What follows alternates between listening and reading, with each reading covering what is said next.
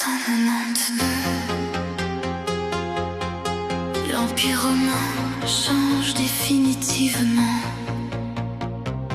Une seule fois, un seul empire.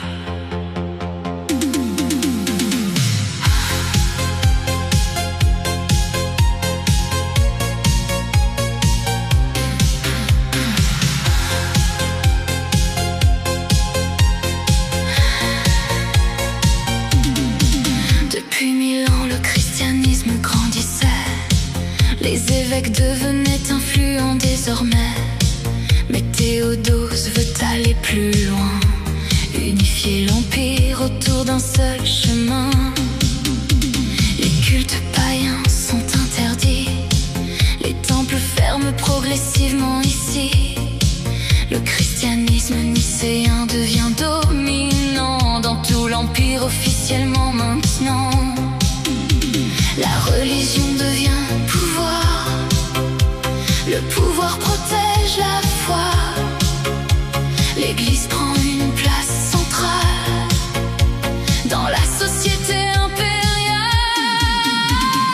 392 transformeront profondément le christianisme, domine désormais officiellement.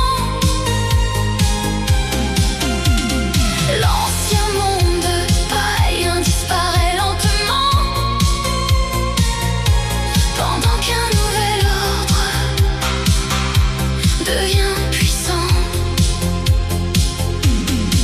L'empire devient chrétien, le pouvoir se veut désormais divin. Le Moyen-Âge commence déjà dans cette nouvelle relation entre Dieu et l'État.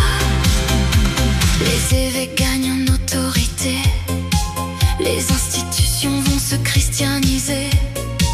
Le religieux entre dans la politique, dans un empire devenu catholique. L'Occident et l'Orient évoluent différemment, mais gardent un christianisme dominant. Le pouvoir impérial devient sacré dans tout le monde romanisé. Le pape gagne progressivement de l'influence en Occident, pendant qu'à Byzance l'empereur contrôle encore l'Église et son pouvoir. 392 transformeront profondément le christianisme, domine désormais officiellement. L'ancien monde païen disparaît lentement, pendant qu'un nouvel ordre devient puissant.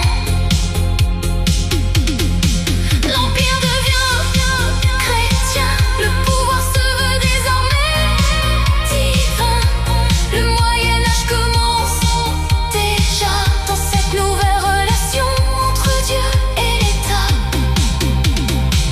Le christianisme structure désormais la société et le pouvoir impérial organisé. L'Europe médiévale héritera de cette alliance entre foi et État. 392 marque un tournant